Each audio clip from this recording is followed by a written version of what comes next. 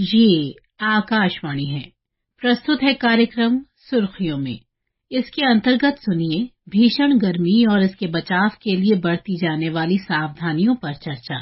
इसमें भाग ले रहे हैं भारतीय मौसम विज्ञान विभाग में वैज्ञानिक आर.के. जैनामणि और कार्यक्रम का संचालन कर रहे हैं निखिल कुमार। जैनामणि जी, कार्यक्रम में आपका बहुत बहुत स्वागत है। नमस्कार, धन्यवाद। जैनामणि जी, आजकल देश में गर्मी काफी बढ़ चुकी है और कई बार हम ये शब्द सुनते हैं हीट वेव। तो हीट वेव वास्तव में है क्या? आसान शब्दों में हमारे श्रोताओं को जानकारी दें और ये भी बताएं क्या इससे लू कहा जा सकता है?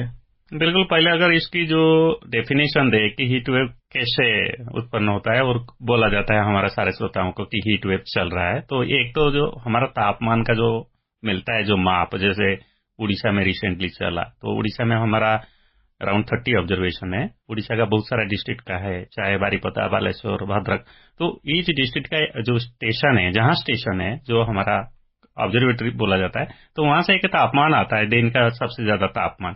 तो जैसे 43 अंक आया या 44 अंक आया, तो एक तो उसी दिन ही का तापमान है, लेकिन हमारा जो डाटा है बहुत पुराना है, 30 साल 20 ईयर्स ऐसे डाटा है। तो उसी दिन का, जैसे मई महीना का है, अगर मैं 6 तारीख का पूरा पीछे जाके 30 ईयर्स का डाटा एवरेज लूं, तो ये जो 43 डिग्री अंक आया वो एवरेज लॉन्ग पीरियड से कितना ज्यादा है, वो बोलते हैं अनोमली है। तो अगर 4.5 से ज्यादा है तब हम हीट वेव बोलते हैं। जैसे नॉर्मल अगर 39 है और 43.5 या मोर रिपोर्ट किया बालेश्वर, तो हम बोलते हैं कि हीट वेव बालेश्वर डिस्ट्रिक्ट में चल रहा है।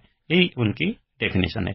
हाँ, बिल्कुल, जो हीट वेव का जो नाम है, विभिन्न देश से, हमारा देश बहुत बड़ा है और लैंग्वेज भी प्रकार प्रकार है। तो नामकरण जैसे बताया है कि उत्तर भारत में इसको लू कहा जाता है, और हमारा अगर उड़ीसा को बात करें तो हम लोग उधर बोलते हैं उष्ण लहर या उष्ण लहर, मतलब ग्रीष्म प्रभाव। तो ऐसे ऐसे वर्डिंग डिफरेंट है, बट बिल्कुल वही है, मतलब लू है, हीट वेव समान है। जैनामणि जी, हीट वेव होती कब है और ये किन क्षेत्रों में हो सकती है? कौन कौन से ऐसे इलाके हैं जो ज्यादा प्रभावित होते हैं, कौन से हैं जो कम प्रभावित होते हैं, या कुछ ऐसे इलाके जो बिल्कुल प्रभावित नहीं होते हैं? हीट वेव का जो एरिया है, अगर हम भारत का विश्लेषण करें तो जो रेगिस्तान का इलाका है, जैसे राजस्थान है और आसपास, जैसे अगर आगे आएंगे जहाँ ड्राई स्पेल होता है लॉन्ग टाइम, और नॉर्मली हीट वेव से पता चलता है कि ये जो है गर्म सीजन में होता है, जैसे ग्रीष्म सीजन होता है जो हमारा इंग्लिश का महीना है, मार्च से जून तक होता है। तो लेकिन मार्च में कभी कभी ऐसा होता है कि कभी आपने देखा होगा जैसे 2022 में है, जल्दी हीट वेव शुरू हुआ था, वो भी उत्तर भारत में, जिसके प्रभाव से गेहूं का प्रोडक्शन कम था। तो मेरा बोलने का कारण यही है कि मेनली हमारा प्लेन्स का जो इलाका है वहां तापमान बढ़ता है बिकॉज ऑफ द लैंडस्केप। अगर हम हिमालय का क्षेत्र का बात करें, हीट वेव कम होता है क्योंकि ऐसे ही वो बर्फीला इलाका है, तो नॉर्मली मेन लैंड में होता है। और उसी के साथ साथ हमारा जो इंडो गैंगेटिक प्लेन्स है, और मैक्सिमम हमारा देश का जो एरिया है, 23 करीब जो स्टेट्स हैं, आंध्र, उड़ीसा, बंगाल, बिहार, झारखंड, सारे इलाका में होता है, एक्सेप्ट मैंने जैसे बताया हिमालय का क्षेत्र और जो अंडमान निकोबार छोड़ के, ये एरिया छोड़ के बाकी जगह में होता है। हीट वेव किसे नुकसान अधिक पहुंचाती है और ये कितनी घातक हो सकती है?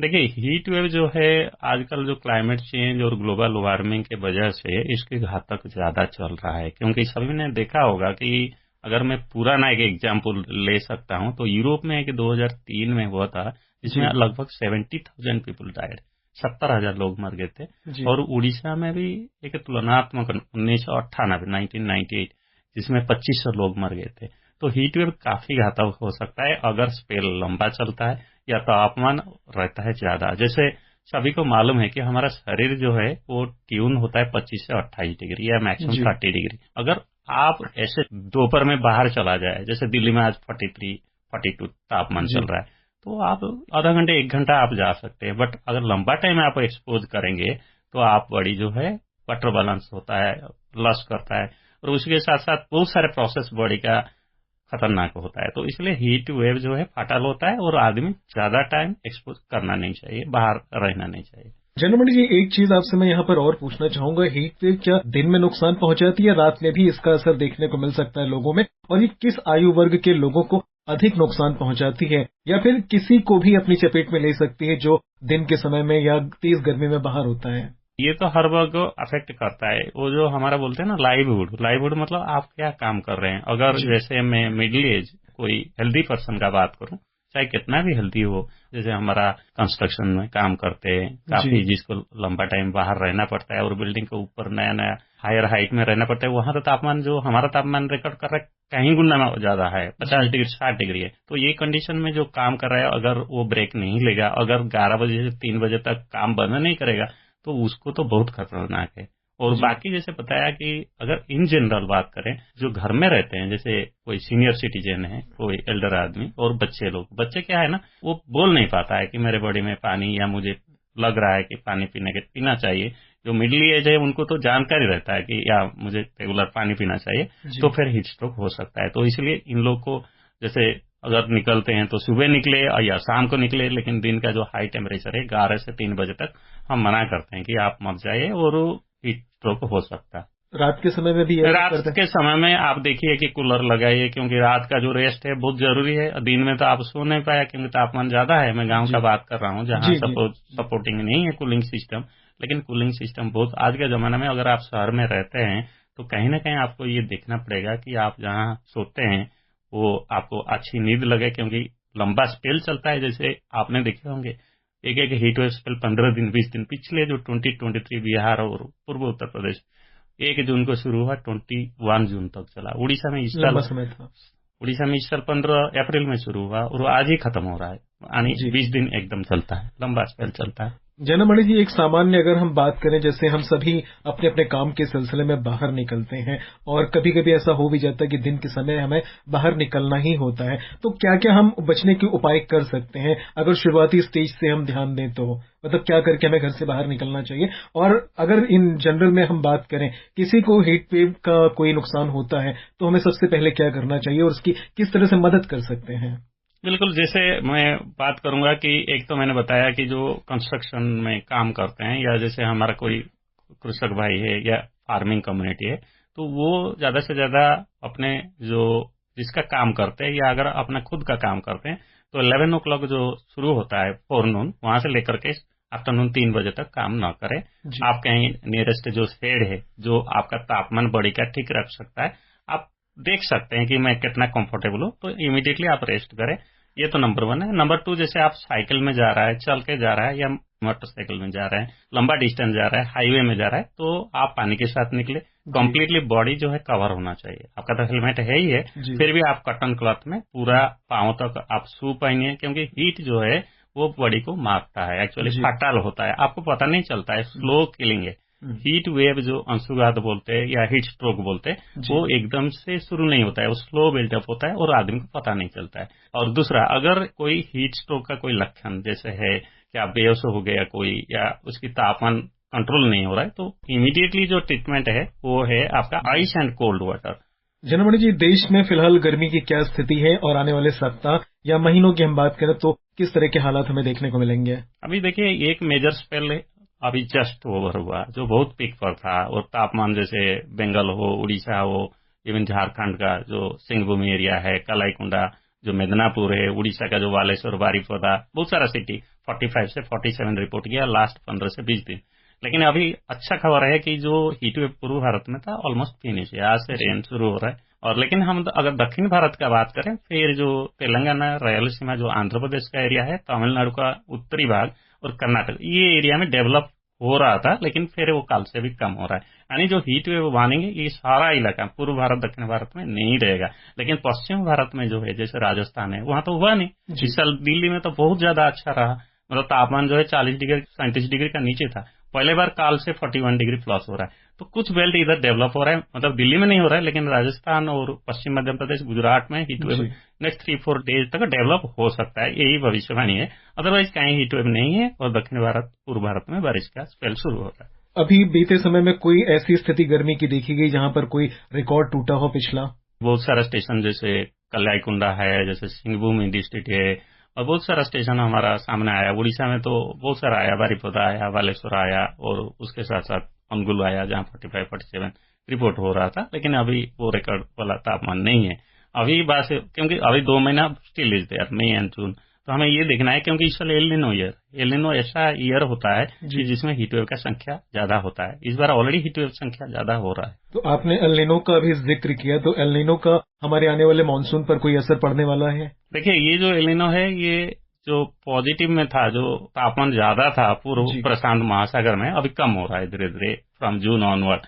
तो इसलिए जून ऑनवर्ड एक अच्छा खबर है कि ये जो सीजन आ रहा है, जो मानसून का सीजन, वो अच्छा होगा। हम लोग 106% जो दिए हैं, हायर देन नॉर्मल। तो इस साल का जो मानसून है वो अच्छा होगा। ऑल पैरामीटर्स आर इंडिकेटिंग कि मानसून इस बार अच्छा होगा। एल निनो का जो है लानिना आएगा, जिसके वजह से मानसून अच्छा होगा।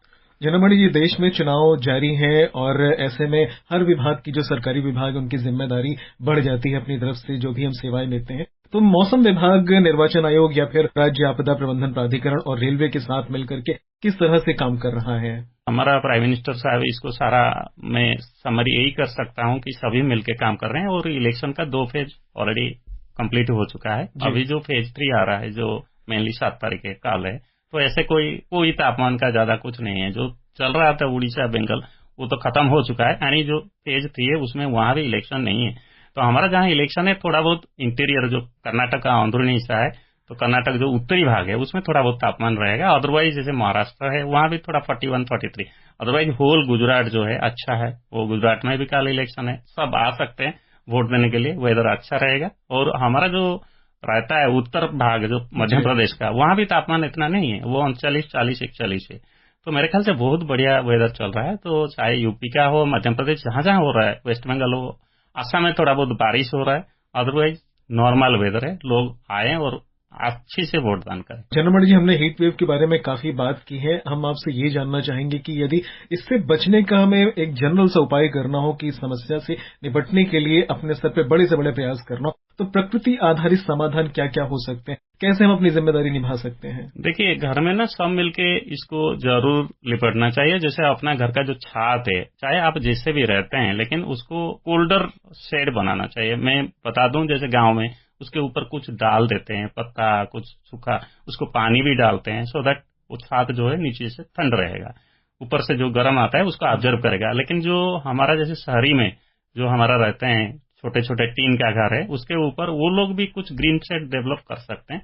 ये गाइडेंस अवेलेबल है। अगर वो डिस्ट्रिक्ट कलेक्टर कहीं अगर जाएं, वो उनको सोल्यूशन दे दे। लेकिन जरूरी ये है कि आपका घर में ज्यादा सनलाइट एक्सपोज न हो, उसका केयर करें सब मिलके। और जो मैंने बोला एयर सर्कुलेशन वगैरह, ये सब ठीक से देखे, जिसकी वजह से आपका रेस्ट रात में बहुत जरूरी है दिन का जो तापमान फेस करने के लिए। इसमें एक चीज और आपसे मैं पूछना चाहूंगा, आजकल एक नया टर्म हम यूज कर रहे हैं, पैसिव कूलिंग टेक्नोलॉजी। ये किस तरह की प्रौद्योगिकी है और ये हीट वेव या फिर ज्यादा गर्मी की स्थिति से बचाने के लिए किस तरह सहायक हो सकती है? देखिए, कुछ इवन राज्य सरकार का कोई कोऑर्डिनेशन में ये चल रहा है, जो ग्रीन रूफिंग मतलब आपका छत अगर जैसे टीन का मैंने बताया कि जो डायरेक्ट सनलाइट को एक्सपोज होता है, तापमान घर का अंदर बढ़ा देता है, तो आप ऊपर से कुछ ग्रीन कवरेज कर सकते हैं। चाहे कुछ पत्ता डाल सकते हैं या परमानेंट कुछ ग्रीन क्लॉथ ढांक सकते हैं, जिसके वजह से कुछ सनलाइट ऑब्जर्व हो सकता है। वो सॉल्यूशन अवेलेबल है, कम्युनिटी प्रिपेयरनेस बेसिस में भी ये हो रहा है। मैं देखा हूं कि बहुत सारा जो एनजीओ है वो लोग भी काम कर रहे हैं कि जैसे हीट वेव से लोगों को कैसे राहत मिले। इस साल तो भारत में बहुत लार्ज स्केल में चल रहा है। आप देखेंगे हर सिटी में, हर गांव में ये एक तो अवेयरनेस जैसे ऑल इंडिया रेडियो आज कर रहा है। ये तो बहुत जरूरी है कि हमें जानना चाहिए कि हमारा घर कैसा है, हमारा जो हवा का जो निकास कैसा है, जो बोलते हैं ना एयर सर्कुलेशन, बहुत सारा चीज देखना पड़ता है, सो दैट आप सेफ्टी में रहे और धूप में न निकले। सो दैट आप ये समर जैसे जून महीना आएगा, मानसून आ जाएगा, गर्म तो खत्म हो जाएगा जून एंड में, ठीक है ना। तो इसलिए आदमी देख के चले और टाइम टू टाइम रेडियो से या टेलीविजन से न्यूज रखें कि क्या तापमान का स्थिति है। जनमणि जी, हमसे जुड़ने के लिए और कार्यक्रम में शामिल होने के लिए आपका बहुत बहुत धन्यवाद। धन्यवाद। अभी आप सुन रहे थे भीषण गर्मी और इससे बचाव के लिए बरती जाने वाली सावधानियों पर चर्चा। इसमें भाग ले रहे थे भारतीय मौसम विज्ञान विभाग में वैज्ञानिक R.K. जेनामणि। कार्यक्रम का संचालन कर रहे थे निखिल कुमार। ये कार्यक्रम आकाशवाणी के समाचार सेवा प्रभाग द्वारा प्रस्तुत किया गया। इसे आप हमारे mobile app news on AIR और YouTube channel news on AIR official पर भी सुन सकते हैं। इस कार्यक्रम के संबंध में अपनी प्रतिक्रिया आप हमें ईमेल या व्हाट्सएप के माध्यम से भेज सकते हैं। ईमेल का पता है AIRNSTtalks@gmail.com और व्हाट्सएप नंबर है 92 89094044।